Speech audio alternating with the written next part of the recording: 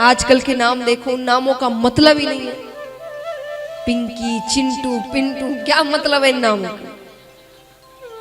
तो महाराज अपने बच्चों के नाम भगवान के नाम, इतने और कम नाम है ठाकुर जी के, कितने नाम है।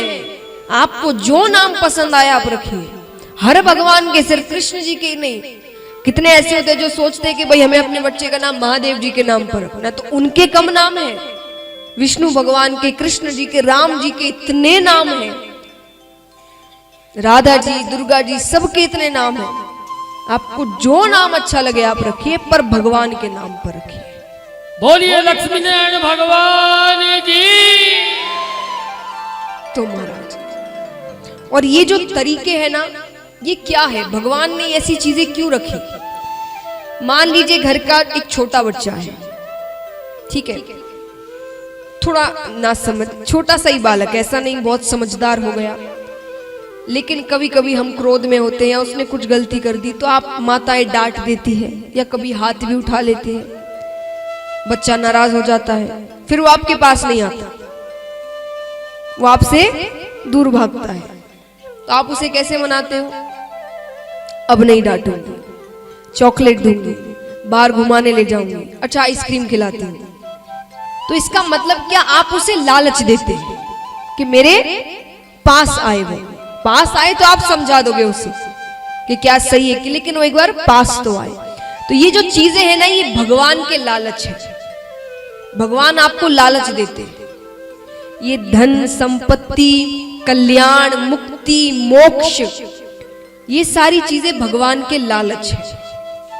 भगवान को पता है केवल भक्ति कहकर अपने पास बुलाऊंगा तो कोई नहीं आएगा, इनकी स्वार्थ की चीजें इन्हें दूंगा तो सब मेरे पास आते जाएंगे। तो भगवान कहते हैं कि पाप मिटा दूंगा, कल्याण कर दूंगा, मोक्ष मिल जाएगा, धन मिल जाएगा, हर इच्छाएं पूरी हो जाएगी, पर मेरे पास आ तो सही।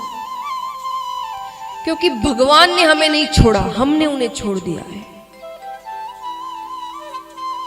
ठाकुर जी कहते हैं कि ममे वांसो जीव लोके जीव भूत सनातन, कि ये जितने भी जीव है ना, ये सारे मेरे अंश हैं, हम सब में उनका अंश है, मैंने उन्हें बनाया है, वो मेरे बच्चे हैं। बच्चे माता पिता को भूल सकते हैं, माता पिता बच्चों को कभी नहीं भूलते। तो ठाकुर जी कहते हैं मैं इन्हें कभी छोड़ ही नहीं सकता, ये मेरे अंश है, इन्होंने मुझे छोड़ कर रखा है। और हमने भी क्यों छोड़ा? हम ये सोचते हैं भाई हम इतने ज्ञानी नहीं, हम इतने बड़े भक्त नहीं, हमें कहां दर्शन होंगे, या इनकी भक्ति करनी है तो बहुत ज्यादा भक्ति करनी पड़ती है, बहुत बड़ा भक्त बनना पड़ता है। इस सब किसी चीज की जरूरत नहीं है, बस आपको इनको अपना बनाना है हक से। क्योंकि जो ताकत अपनेपन में है ना, वो योग्यता में नहीं है। हम सोचेंगे हम योग्य बनकर उनके सामने आए तो शायद वो प्यार ना मिले जो अपनेपन में मिले। उसके बाद उसी वंश में कई राजा हुए, राजा भरत हुए। राजा भरत बड़े ही प्रतापी राजा थे, राजकाज सूझबूझ से सब कुछ काम करते। कुछ समय बाद अपना राजकाज, अपने बच्चों को संभाल कर वे जंगल की ओर चले गए तपस्या करने के लिए। एक बार जंगल में वे स्नान कर रहे थे तो एक तरफ, नदी के एक तरफ एक मृगों का समूह था। मृग यानी हिरण का समूह था। उसमें से एक मृग मादा भी थी। मृग मादा यानी फीमेल, हिरण में फीमेल, तो मृग मादा भी थी, वो गर्भवती थी। अचानक एक सिंह की गर्जना करने की आवाज होती है, तो जितने मृग थे वे सब नदी से छलांग लगाकर नदी के दूसरी ओर आने लगे। वो मृग मादा भी डर गई, उसने भी छलांग लगाई। उसने छलांग लगाई तो उसके गर्भ में से बालक नीचे गिर गया, नीचे गिर के पानी में चला गया। पानी में भरत जी स्नान कर रहे थे, उन्होंने उसे पकड़ लिया। अब मृग मादा की तो मृत्यु हो गई, तो उस बालक को भरत जी अपनी कुटिया लेकर आ गए। अब दिन भर उसके साथ रहते। अब देखिए, ये मनुष्यों का स्वभाव है। अगर आप 24 घंटा किसी के साथ रहेंगे तो उसमें मोह पड़ जाना स्वाभाविक है, उससे प्रेम हो ही जाता है।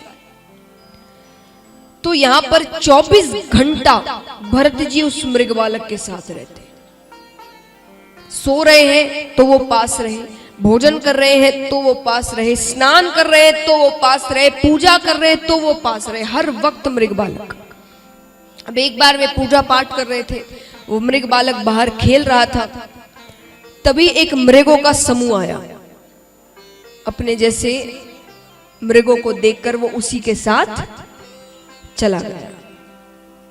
अब यहां पूजा करके वो मृग बालक को अंदर बुलाने आते हैं, देखते हैं तो मृग बालक कहीं नहीं, हर जगह ढूंढ रहे हैं, नहीं मिलता। काफी समय चला जाता है, अंत समय निकट आता है। अंत समय इतने वर्षों बाद भी महाराज उनके मुख में केवल एक ही नाम, मेरा मृग बालक कहां गया। वो कहते अंत समय में जिसका नाम मुख से लो वही योनि प्राप्त होती है, इसलिए कहते भगवान का नाम लेना चाहिए, तो बाकी जो योनियां उनसे छुट्टी मिल जाएगी, भगवान के पास जाएंगे। तो उन्होंने मृग बालक का नाम लिया, उन्हें मृग योनि प्राप्त हुई। अब लेकिन अपने राजकाज में उन्होंने इतने पुण्य किए थे अपने राज्यकाल में कि उनकी बुद्धि भ्रष्ट नहीं हुई, उन्हें पिछले जन्म का सब कुछ याद था। तब उन्होंने विचार किया कि ये मैंने क्या कर दिया, एक मृग के मोह में इतना पड़ गया कि अंत समय में मेरे मुख में उसका नाम था। तो उस मृग योनि में वे ठाकुर जी का नाम जपते, अंदर सही समय पर उठ जाते, स्नान करते, तो दूसरी योनि मनुष्य योनि प्राप्त हुई।